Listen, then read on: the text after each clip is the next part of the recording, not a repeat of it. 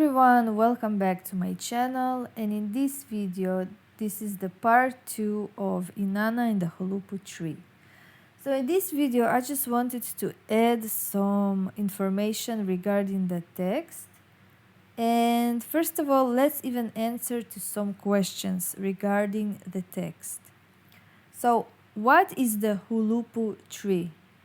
I have seen some lecture on YouTube where the person who gave that presentation said that the Huluppu tree is a willow tree.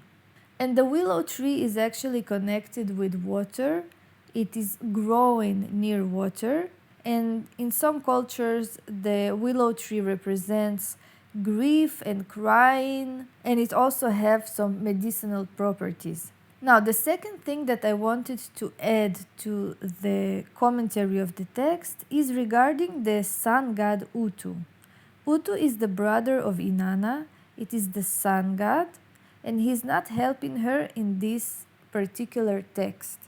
As I already said in my previous video, when I see the word brother or sister, for me it is representing another form, another aspect of that particular god.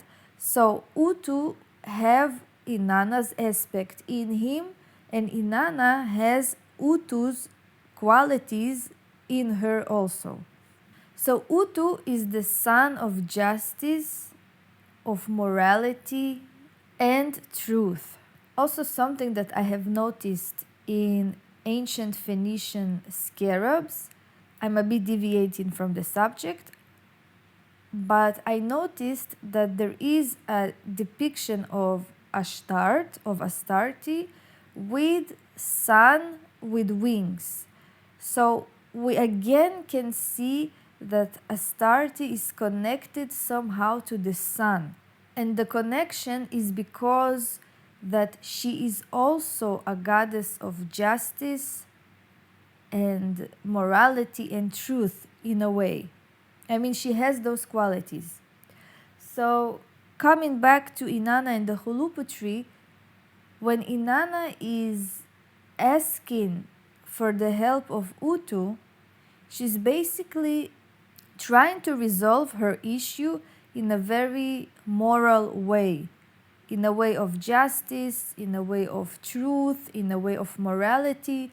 And as we can see, it does not work, because Utu is refusing helping to Inanna. Utu is not standing by Inanna. So somehow in this particular text, we see that Inanna cannot achieve what she wants with justice and morality. So Inanna is not giving up, and she still seeks for help, and she seeks the help of Gilgamesh. Gilgamesh is a half human and a half god. Because he's a hero, he has those brave qualities, so he became like a half god in the Mesopotamian tradition. So when Inanna is understanding that her goals are not going to be accomplished by moral activities, by seeking justice, she's seeking justice from Utu. She's seeking this fairness, and she's not receiving the justice and fairness. That aspect is refusing her. So she's seeking the militaristic man. She's asking from the militaristic man, the hero Gilgamesh. Gilgamesh is helping her. Gilgamesh is standing by Inanna. And from here we can see this love affair of Inanna and militaristic men. Only through bravery, through eliminating fear, she's receiving what she wants. I mean, the qualities of Gilgamesh, of a hero, of a brave person, of someone who is not afraid to deal with problems, is going to the battle, he's striking the serpent, he's getting rid of her enemies, and he gives her basically what she wants. And from this moment, Inanna is giving him also some attributes. She's blessing him. Gilgamesh is fulfilling her request. And from here we can see the beginning of the love affair of Inanna and militaristic men.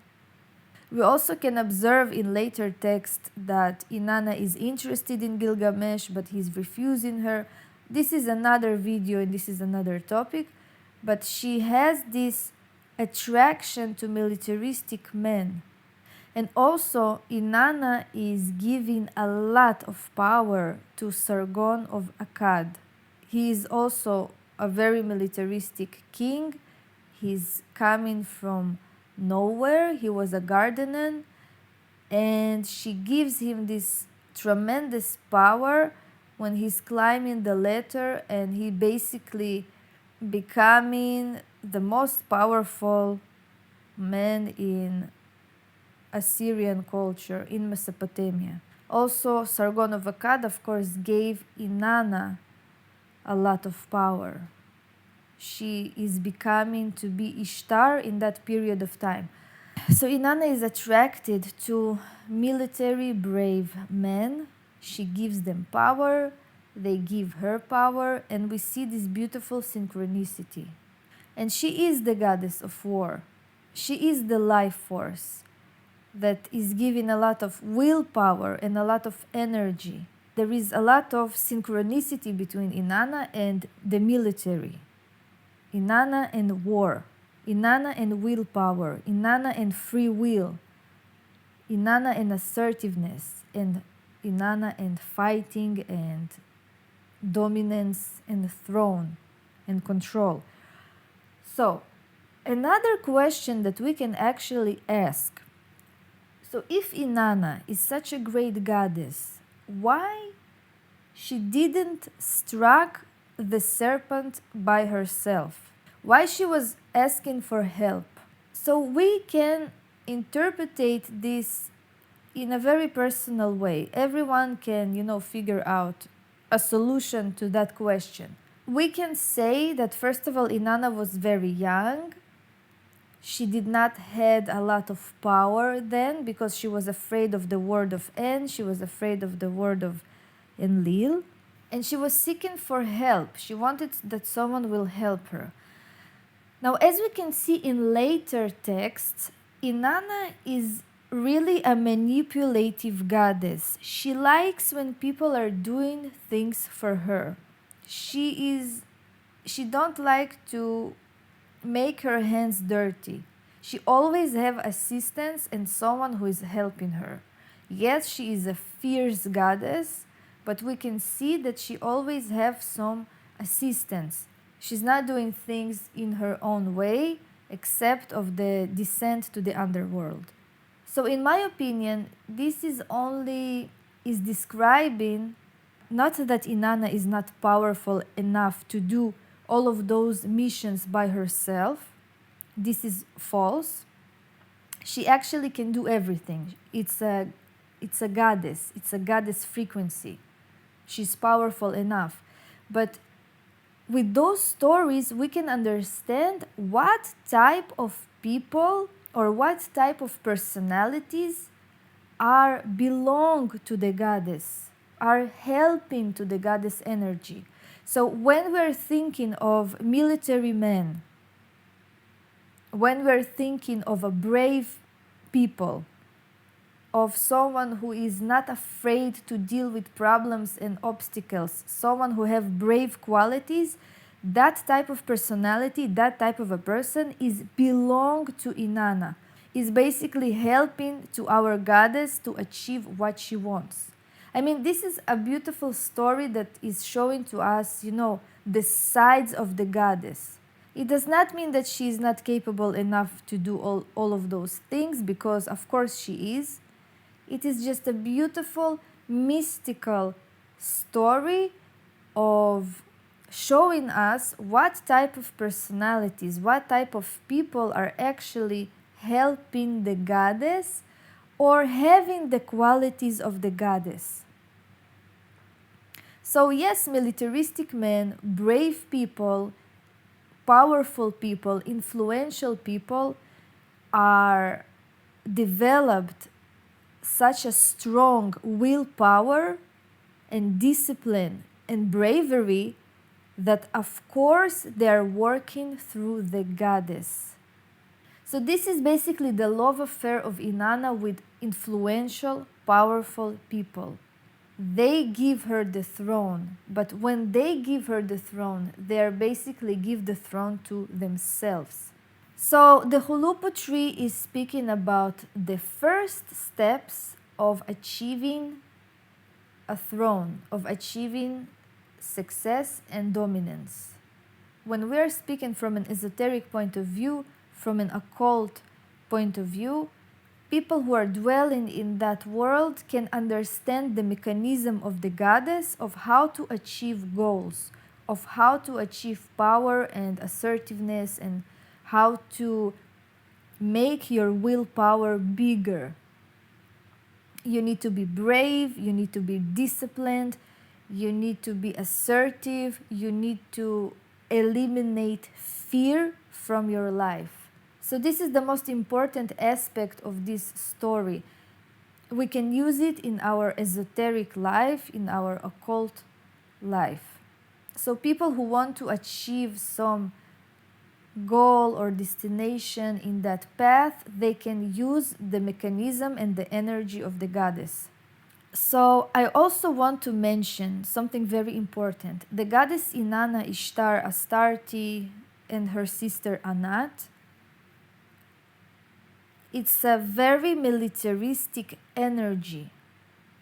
As I already mentioned in my previous videos, it's not a fluff bunny energy. It's not a superficial energy of a goddess of love and beauty, and that's it, as I already mentioned. She is considered to be a war god. So in order for us to understand her function, we need to understand anger, hatred, and war, and desire for dominance and control. Those functions, those aspects are going side by side with the goddess. She has a very unique personality. She can be angry. She is very straightforward. And she really helps to discipline militaristic mind structure. I will speak about it later in my videos. I will explain it more. But in the Huluppu Tree, as I already mentioned, we can see the first step of Inanna. Inanna is young, she has desire, she wants to have control, she wants to be dominant.